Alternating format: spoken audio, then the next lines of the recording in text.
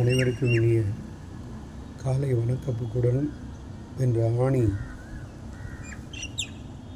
முழு நிலவ குரோதி வருடத்திலே மிக அருமையான நன்னாளிலே நாமெல்லாம் பல ஸ்தலங்களுக்கு வழிபட்டாலும் இருக்கும் இடத்திலே வழிபடுகின்ற இந்த நிலையிலே தாங்களை எல்லாம் திருநெல்வேலிக்கு நாம் தென்னாடுடைய சிவனே என்று தரிசிப்போம் மனதால். தென் மாவட்டங்களில் புகழ்பெற்ற நெல்லை நகரின் மத்தியில் வீற்றிருக்கும் அருள்வாளிக்கும் நெல்லையப்பர் வரங்கள். ஆம், இனிப்பு என்றால் அது திருநெல்வேலி அல்வா அல்லவா? மதுரை மல்லி என்று சொல்கிறோம், கும்பகோணம் வெற்றலை என்று சொல்கிறோம். அந்த அளவுக்கே விருதுநகர் பால்கோவா என்று சொல்கிறோம், திருப்பதி லட்டு என்று சொல்கிறோம், மணப்பாறை முறுக்கு, பழனி பஞ்சாமிர்தம், திண்டுக்கல் பூட்டு. பல இடங்கள் குறிப்பிட்ட பொருள்களுக்கு அதிபெருமையான முக்கியத்துவத்தை நாம் உணர்கிறோம். இறைவா, நெல்லை நகரின் மத்தியில் வீற்றிருக்கின்ற நெல்லையப்பர் வரங்களை பெற்ற இந்த கோயிலுடைய நீளம் நாம் பார்க்கின்றோமே மனதால். 850 அடி நீளம், 750 அடி அகலம். இப்படி சிறப்பு பெற்ற உயரம் இல்லை, ஆனால் அகலம் நிறைந்த இந்த பகுதி நெல்லையப்பர் அந்த கோபுரத்தினுடைய வாயில். எப்பொழுதுங்க கட்டினாங்க? என்ன பழம்பெருங்கோயில்னு சொல்கிறீங்க? 2000 வருஷத்துக்கு முன்னாடின்னு தெரியுது. 7ஆம் நூற்றில் நல்ல கவனிங்க, நின்ற சீர் நெடுமாறனால் கட்டப்பட்டதாகும். தீபம் அங்கே ஏற்றினாலே வழிபாடுங்க. நம்ம வீட்டில் இருந்தாலும் தீபந்தான். விளக்கு ஏற்றியாச்சா, 6 மணி ஆச்சுன்னா சூரிய உதயப்போ வழிபடுறோம், அஸ்தமதில் வழிபடுறோம். அப்படி தை மாத தினத்தில் கிட்டத்தட்ட 10,000 லேம்ப்ஸ், 10,000 விளக்குகள் இருளை அகற்றி ஒளி தீபம் ஏற்றுகின்ற அந்த காட்சி. மேலும் 6 ஆண்டுகளுக்கு ஒரு முறை லட்ச தீபம், ஒரு தங்க விளக்கும் 2 வெள்ளி விளக்கும் சுற்றி 8 தீபங்களை வைத்து பூஜை நடைபெறுகின்றன. நீத்தார் கடன்களை சரிவர செய்யாதவர்கள் இந்த தீப திருநாளிலே அங்கு சென்று குடும்ப சாபங்கள் நீங்கி வாழ்க்கையிலே செம்மை வர, இது கதை அல்ல, கரு திரு உரு என்று புதனுடைய தோஷத்தை போக்குகின்ற இந்த தலமாக விளங்குகின்ற இந்த வேலையில் எப்படிங்க அதுக்கு ஒரு காரணம்? திருநெல்வேலி நினைத்தால் முக்தி, திரு அண்ணாமலை சொல்கிறீங்க. அதுபோல் திருநெல்வேலி என்றால் பாருங்களாம் கொஞ்சம் மனதால். உலகளவில் தமிழகத்திற்கு ஒரு தனி சிறப்பு. அப்படி ஒரு தனி வரலாறுல அங்கே ஒரு பக்தர் இருந்தார், ராமகோனார் என்ற ஒரு சிவபக்தர். அப்படியே ஒரு சின்ன கதையோடு நம்ம தெரிஞ்சுக்கலாம். அந்த ஊரில் ஒரு வேணுமனம் என்ற ஒரு மூங்கில் காட்டை கடந்து சென்றார். தினமும் பால் கொண்டு போவார்.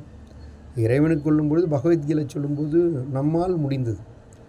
அவர் மாட மாளிகைகள், கோபுரங்கள், வெள்ளி நவரத்தினங்கள்லாம் எதுவும் கேட்கல. நம்மால் முடிஞ்சதை அந்த இறைவனுக்கு ஒரு தீபம் அல்லது ஒரு பூ, ஒரு கற்பூரம், ஏதோ ஒன்று எடுத்துகிட்டு போகிறோம். சரி, அப்புறம் அவர் எடுத்துகிட்டு போகிறாரு. அப்படி எடுத்துகிட்டு போகும்போது கால் தடறி கீழே விழும்போது பால் சிதறது, குடம் உடையலைங்க. தலையில் வந்து குடம் உடையல. இப்படியே போகும்பொழுது ஒரு நாள் கோடாரியும் எடுத்துகிட்டு போகிறாரு. எப்படி தடுக்குது அப்படின்னு சொல்லி அந்த தடுக்கிற இடத்துல வெட்டுறாரு. அங்கே ரத்தம் பீறிட்டு வருது. இது அங்கே உள்ள மன்னருக்கு தெரிவிக்கிறாரு. மன்னர் கோபம் அடைகிறாரு. எல்லாமே ஆரம்ப காலத்தில் என்னப்பா இது பைத்தியமாக ஏதோ சொல்கிறாருன்ட்டு போயிட்டாங்க. அப்புறம் இந்த ராமகுணார் சொன்னதை போய் பார்க்கின்றார். உண்மையிலேயே ரத்தம் மறுகின்றதை இன்னும் அதிகமாக பார்க்கின்றார். அந்த இடத்தினுடைய பெருமையை தெரிஞ்சு அங்கு ஒரு கோயில் அமைக்கின்றார். அதுக்கு வேணு வனநாதர் கோயில் என்று பெயர். அதற்கு ஒரு வேது பட்டர் என்ற ஒரு சிவபெருமானிடம் பக்தி கொண்டவரா அதை பூஜை பண்ணார். அதை வழிபட்டு கொண்டிருக்கின்ற அந்த வேதப்பட்டர் அவர் பக்தியானரே. சிவபெருமான் பாருங்கள், எப்பவுமே சோதித்து தான் சாதனை பெறுவார். சோதனைக்கு பின் சாதனை, இது ஒரு சான்று. அப்படியே தினமும் போகிறாரு. அவரால் முடியல. அப்புறம் ஒவ்வொரு வீட்லேயும் நெல் சேகரித்து அதை இறைவனுக்கு நைவேத்தியம் சமர்ப்பித்து முழு மனதோடு இறைவனை வழிபடுகின்றார், வாழ்க்கையை நடாத்துகின்றார். ஒரு நாள் நல்லா மழைங்க. அப்படி போயிட்டு இருக்கும்போது இவர் வேதப்பட்டர் குளிச்சிட்ருக்கார். உடனே இறைவனுக்கு வச்சுருந்து நெல் நனைஞ்சிருமோன்னு வந்து பார்க்குறாரு. ஆனால் நெல்லை சுற்றி ஒரு சொட்டு தண்ணியில் வெயிலில் காயறதை கண்டார். திரும்பவும் போகிறாரு மன்னர்கிட்ட அந்த செய்தியை அறிவிக்கிறாரு. ராமபாண்டியன் அந்த அதிசயத்தை அந்த மன்னர் கண்டு அதிசயத்து அந்த திருநாமத்தை சிவாய நம என்று சொல்ல நெல்வேலி நாதர் என்று அழைக்கலானால், அப்போ நெல்வேலி என்பது திருநெல்வேலியாக மாறியது என்பது நமக்கு தெரியும். திருமண பாக்கியம் அருள் புரிந்த அந்த காந்திமதி அம்மாள், அதோடு சிவபெருமான் நடனமாடிய நெல்லையப்பர் கோயில். சுருக்கமாக சொன்னால், நெல்வேலிக்கு கல்வேலி கட்டுகிறேன், இந்த கல்வேலிக்கு ஒரு சொல்வேலி என்று அந்த வரலாறை அறிகிறோம். 3 மூலவர்கள் சிறப்பு பெற்ற தலம், நடமாடும் கலைக்கூடமாக விளங்கும், 4 ஜாப அபிஷேகம்.